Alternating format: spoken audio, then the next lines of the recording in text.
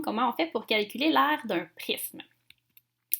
Donc, tout d'abord, pour déterminer l'aire d'un prisme, il faut savoir quelles formes vont composer notre prisme. C'est ça qu'on appelle le développement. Alors ici, on a le développement d'un prisme à base rectangulaire. Donc, on a 6 rectangles qui composent le prisme et ils sont représentés ici. Et ici, on a le développement d'un prisme à base triangulaire, donc les 2 bases, les triangles, et les 3 rectangles autour. Donc, pour trouver l'aire d'un prisme, on va vite réaliser qu'on peut additionner l'aire de toutes les faces qui composent le prisme.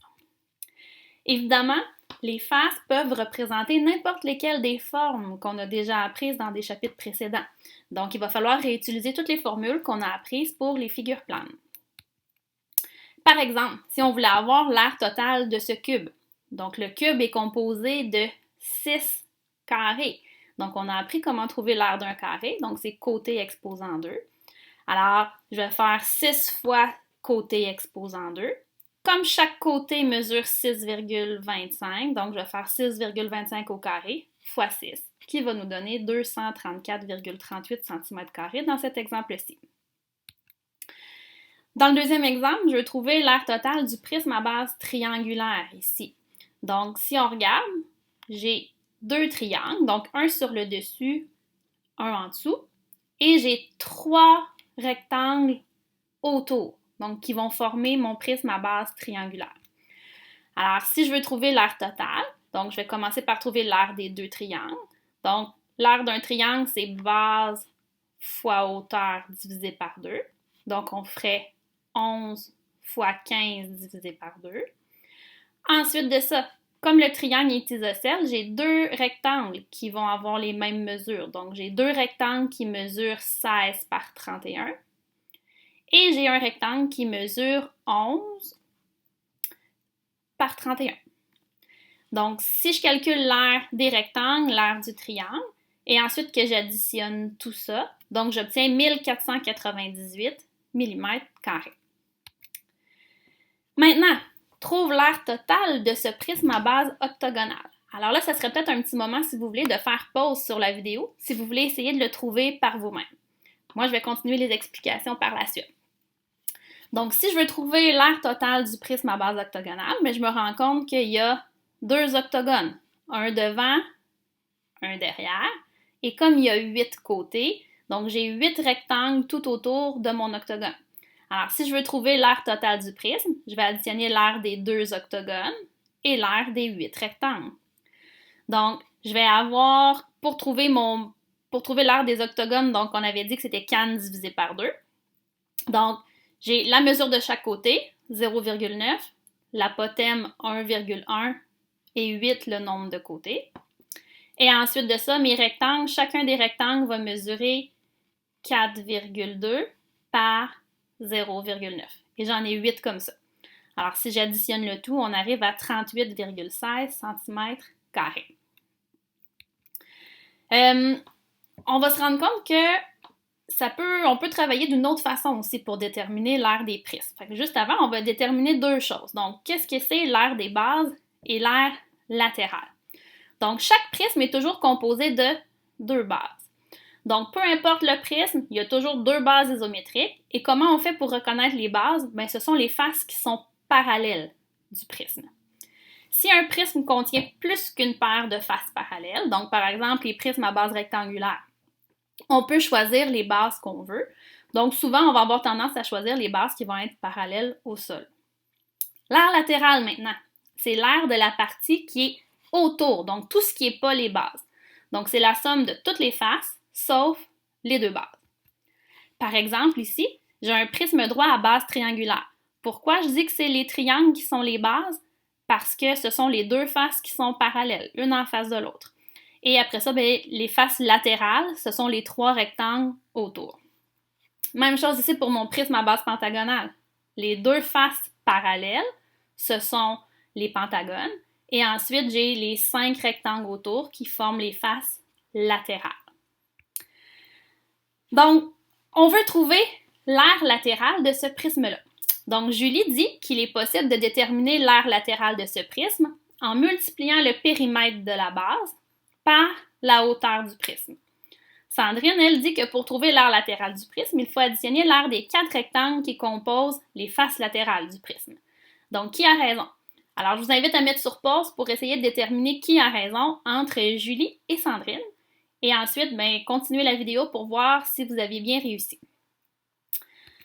Donc, Julie dit que, dans le fond, pour trouver le périmètre de la base, il faut additionner toutes les mesures des côtés de la base. Donc, si je reviens ici, ma base ici, celle qui touche le sol, donc ça mesure 22 plus 8 plus 22 plus 8.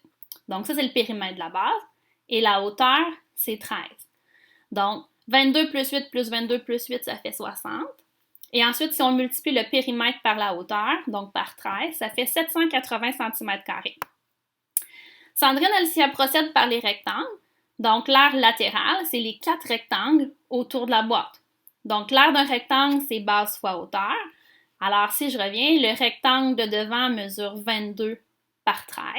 Donc, la même chose que celui de derrière. Et les 2 rectangles de côté mesurent 8 par 13. Donc, les 2 rectangles sur le côté. Alors, si on additionne tout ça, on obtient aussi 780 cm². Donc, on se rend compte que les deux ont raison. Ça veut dire qu'on peut procéder d'une façon comme de l'autre. Souvent, vous allez avoir tendance à dire que ce que fait Sandrine, c'est plus simple. Okay? Ça peut arriver. Julie, elle, ça va être pertinent d'utiliser sa façon de procéder quand on va avoir des formes qui sont un petit peu moins conventionnelles. C'est là que ça va être plus facile d'utiliser ce que Julie fait. Donc, je vais avoir 2 options si je veux déterminer l'aire latérale. Soit j'additionne l'aire de toutes les faces, ou je multiplie le périmètre de la base par la hauteur. Donc, j'ai les 2 options. Si je veux trouver l'aire totale maintenant, ce qu'il faut que je fasse, c'est additionner l'aire latérale avec celle des 2 bases. On va faire des exemples. Donc, détermine l'aire totale d'un prisme droit si l'aire d'une des bases mesure 33 cm² et que son aire latérale mesure 124,5 cm². Donc, comme l'aire totale, ça correspond à l'aire latérale plus les 2 bases, donc j'ai besoin d'additionner le 124,5 avec le 33. Mais je dois compter 2 bases, donc il y a 2 fois 33. Donc, ça voudrait dire que l'aire totale de ce prisme-là, c'est 190,5 cm². Deuxième exemple, détermine l'aire latérale du prisme. Donc, latérale, ça veut dire que je n'ai pas besoin de trouver les bases. Sauf que par contre, il faut quand même que je les identifie, les bases, dans mon prisme pour être capable de déterminer mon aire latérale. Alors, mes 2 bases, ce sont les 2 faces qui sont parallèles. Donc, ça veut dire le triangle sur le dessus et le triangle en dessous. Ce sont elles, mes 2 faces qui sont parallèles. Alors, si je veux déterminer le périmètre de la base, donc je dois additionner les 3 côtés ici qui composent ma base. Donc, 27,5 plus 16,5 plus 22. Donc, ça mesure la même chose qu'ici dans le bas. Donc, ça, c'est le périmètre de ma base et que je multiplierai par la hauteur, qui est 10.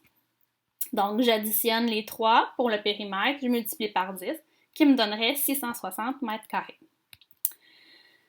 L'aire totale, maintenant, de ce prisme-là, pour mon 3e exemple. Donc là, j'ai un prisme à base hexagonale. Donc, j'ai 6 côtés ici autour. Là, je veux savoir l'aire totale. Donc, je vais avoir besoin de trouver l'aire des 2 bases. Et je vais avoir besoin aussi de trouver l'aire latérale. Okay? Alors, comme mes bases, ce sont des hexagones, un hexagone, on fait ça avec canne divisé par 2. Donc, la mesure de chaque côté, 8, fois l'apothème, 4,1, fois le nombre de côtés, donc fois 6, divisé par 2. Ça va me donner l'aire de une base. Puis je fais fois 2 ensuite parce qu'il y a 2 bases. Le périmètre de la base, quant à lui, donc le périmètre, donc ma base, elle est ici. Donc, ce sont les hexagones, les faces parallèles. Alors, 8 fois 6, le périmètre de la base. Puis ensuite, fois la hauteur, fois 5,5. Alors, j'ai ça ici comme calcul. Alors, j'arrive à 460,8 cm². Et comme dernier exemple, donc détermine l'expression algébrique réduite qui correspond à l'aire latérale de ce prisme à base carrée. Donc là, j'ai besoin de savoir l'aire latéral seulement, donc le tour. Je n'ai pas besoin de trouver l'aire des bases qui sont les carrés, juste l'aire latérale. Alors, on a vu l'aire latérale, c'est le périmètre de la base fois la hauteur. Alors, comme c'est un carré ici pour ma base, tous les côtés mesurent la même chose. Alors, je vais multiplier ça par 4. Donc, 2x plus 1, je vais multiplier par 4 pour avoir le périmètre. Puis ensuite, je vais multiplier par 12 pour avoir la hauteur. Donc, 4 fois 2x plus 1, ça fait 8x plus 4. Et ensuite que je multiplie par 12, donc 96x plus 48. Alors voilà, on a vu comment on faisait pour trouver l'aire des prismes.